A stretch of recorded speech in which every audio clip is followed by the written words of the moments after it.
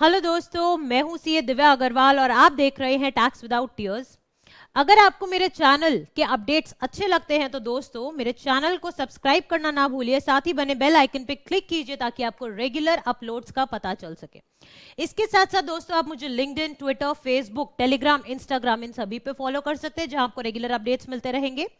साथ ही आप ही की रिक्वेस्ट पे मैंने अपना mobile application tax without tears के नेम पे लॉन्च किया हुआ है, जो आपका Android as well as iOS दोनों पे अवेलेबल है। लिंक आपको नीचे description box as well as comment box में मिल जाएगा, जहां पे आप बहुत सारे कोर्सेज का जीएसटी प्रैक्टिकल एक्सपोजर जो है, रिटर्न फाइलिंग्स, इस तरह के बहुत सारे कोर्सेज का बेनिफिट ले सकते हैं।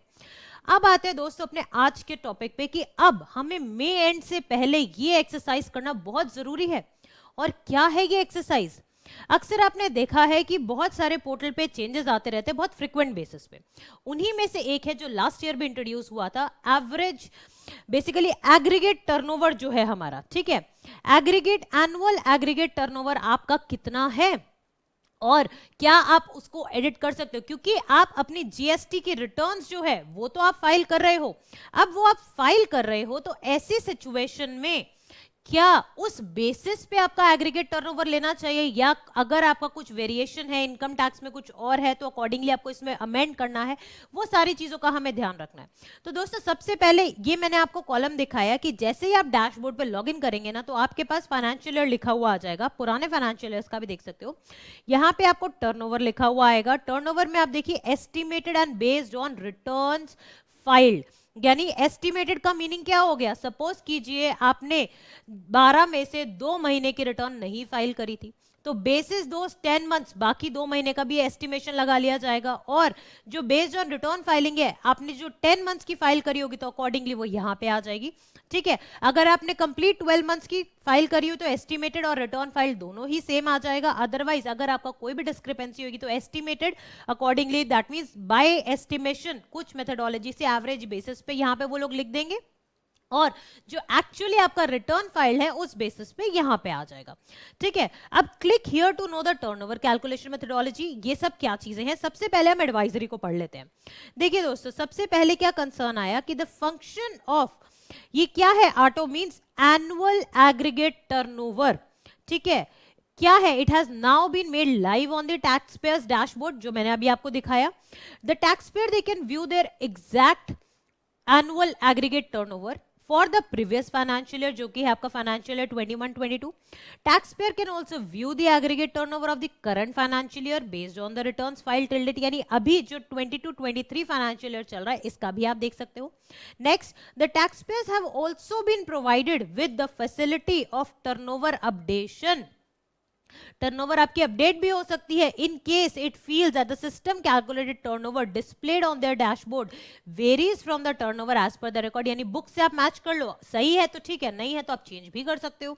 Then this facility shall be provided to all the GSTINs registered on the common portal and on a common PAN. जो आपका सेम पैन है उन सभी में सबको प्रोवाइड किया जाएगा, अकॉर्डिंगली आप मॉडिफाई कर सकते हो। All the changes by any of the GSTINs in their turnover shall be summed up for the computation of annual aggregate turnover for each of the GST. Meaning अगर आपके बहुत सारे ब्रांच, एक PAN पे multiple GST registration है, accordingly आप change कर सकते हो और फिर अकॉर्डिंगली एक कंप्लीट एंटिटी का उसमें आपका फिर एनुअल एग्रीगेट टर्नओवर निकाल दिया जाएगा। Now very important point, they can amend the turnover twice within the month of May 22, that means May end तक आप 2 बार इसको अमेंड कर सकते हो, उसके बियॉन्ड आप नहीं कर सकते हो। दैट मींस May end में आपकी फाइनलाइज मानी जाएगी, उसके बाद आप इसको चेंज नहीं कर पाओगे। Thereafter the figures will be sent for the review who can amend the values furnished by the taxpayers wherever required, यानी फिर अब पावर जो हो जाएगी ऑफिसर के हाथ में हो जाएगी, फिर आप नहीं चेंज कर पाओगे। तो अब मैं इस चीज को, अब इसने क्या कहा, और डिटेल्स के लिए एडवाइजरी और चेक कर लो। तो अब जैसे हमने लॉगिन तो कर ही रखा है, इसके अंदर देखिए एडवाइजरी का सेगमेंट है। एडवाइजरी के सेगमेंट पे आप देखिए, इसमें भी यही बात बोली कि लास्ट ईयर की रिटर्न्स जितनी आपने फाइल कर दी उस बेसिस पे आपको दिखा रहा है। एस्टिमेटेड क्या है, अगर आपने फाइल नहीं करी तो एवरेज आउट कर देगा, अकॉर्डिंगली दिखा देगा वो आपको, ठीक है। नाउ कैलकुलेशन कैसे हो जाएगा? This facility of turnover updated it shall be provided to all the GST number registered on a common PAN, जो चीज हमने पढ़ी।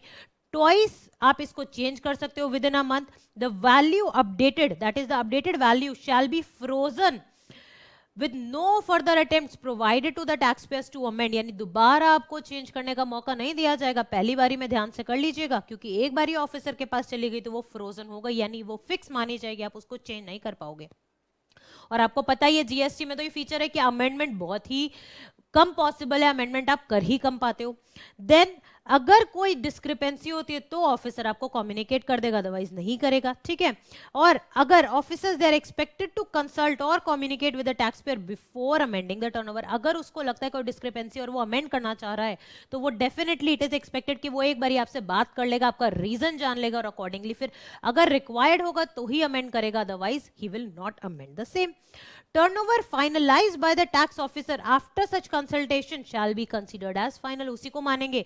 अब फाइनली बाद में अगर स्क्रूटनी निकलती है, अगर आपके फाइनेंशियल्स में कुछ और है और बाद में आपके जीएसटी पोर्टल पे कुछ और आ रहा है तो आप पे नोटिस और अकॉर्डिंगली प्रोसीडिंग्स की जा सकती है। तो इसीलिए आपको मौका दिया जा रहा है अभी कि आप उसको ठीक कर लीजिए, बाद में आपको ये मौका नहीं मिलेगा।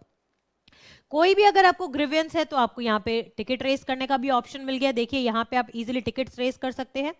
देन और क्या चीज है, देखिए taxpayers are expected to use the functionality only if the discrepancy is observed by them, अगर जो आपको लग रहा है आपका टर्नओवर उधर रिफ्लेक्ट कर रहा है वही आपका एक्चुअल टर्नओवर है तो अननेसेसरी आपको फिल इन करने की जरूरत ही नहीं है। अगर आपको लगता है डिस्क्रिपेंसी तब आप उसको अमेंड करो, अकॉर्डिंगली फिर ऑफिसर चेक करेंगे ऑल सच टिकट्स। और अगर आपकी जो ग्रीवेंस है, आपने ग्रीवेंस जो अभी मैंने आपको साइड दिखाई वहां पे अगर आपको कोई ग्रीवेंस आप रेज करते हो then all such tickets shall be investigated by the technical team and they shall be resolved accordingly.